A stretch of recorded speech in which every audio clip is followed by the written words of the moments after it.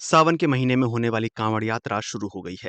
इस बीच नेपाल से एक खबर आई है जिसमें बताया गया है कि वहां कांवड़ यात्रा के दौरान सांप्रदायिक हिंसा भड़क गई और इसमें 3 लोगों की मौत हो गई। ये मामला नेपाल के मधेश इलाके का है। हिंसा के बाद नेपाल के कई जिलों में कर्फ्यू लगाना पड़ा है। नेपाल सरकार हालात को सामान्य करने की कोशिशों में जुटी है, जबकि पूरे मामले की जांच भी शुरू कर दी गई है। नेपाल के मधेश इलाके में हुए सांप्रदायिक तनाव और फिर 3 लोगों की मौत के बाद मधेश के कई जिलों में भारी तनाव पैदा हो गया। बीबीसी की नेपाली सेवा के मुताबिक गृहमंत्री सुदन गुरुङ ने तनाव प्रभावित सुनसरी और देवगंज पहुंचकर हालात सामान्य करने की कोशिश की है। सुनसरी और देवगंज में 2 लोगों की मौत हो गई थी। वहीं सिरहा इलाके में एक शख्स की मौत हुई है। सर्वदलीय बैठक के बाद हालात सामान्य होने की उम्मीद जताई जा रही है।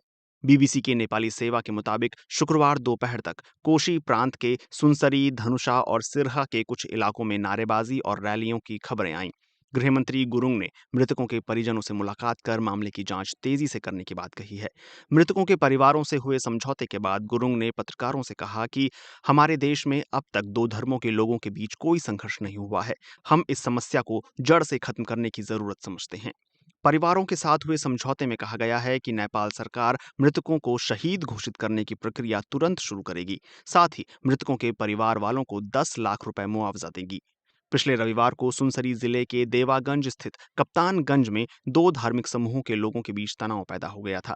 बीबीसी के नेपाली सेवा के मुताबिक तनाव तब शुरू हुआ जब कांवड़ यात्रा की तैयारी कर रहे कुछ लोगों ने दूसरे समुदाय के लोगों के गांवों के नजदीक बिजली के खंभों में झंडे लगा दिए और तेज आवाज में डीजे बजाना शुरू कर दिया। सुनसरी के सहायक मुख्य जिला अधिकारी पोषण लामिछाने ने बीबीसी को बताया कि ये घटना कप्तानगंज की मुस्लिम बस्ती के पास मौजूद एक शिव मंदिर के पास हुई। नेपाल के प्रधानमंत्री बालेन शाह ने कहा है कि कुछ लोग अपने स्वार्थ के लिए सांप्रदायिक दंगे भड़काने की कोशिश कर रहे हैं।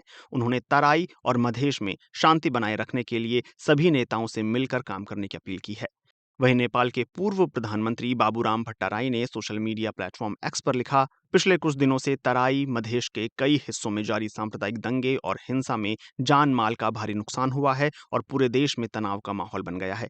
ये बेहद गंभीर और राष्ट्रीय चिंता का विषय है। विश्लेषकों का कहना है कि सांप्रदायिक तनावों को खत्म करने के लिए इसकी जड़ों पर वार करना होगा। तराई मधेश के मुद्दों पर लिखने वाले विश्लेषक चंद्र किशोर ने बताया कि हाल के दिनों में दोनों समुदाय के लोगों में त्योहारों पर बड़े पैमाने पर रैलियां, हथियारों का प्रदर्शन और शक्ति प्रदर्शन की प्रवृत्ति देखी जा रही है। ताकत दिखाने के लिए ये लोग एक दूसरे के धार्मिक स्थलों और उनके आसपास तेज आवाज वाली मोटरसाइकिलों की रैली निकालते देखे गए हैं।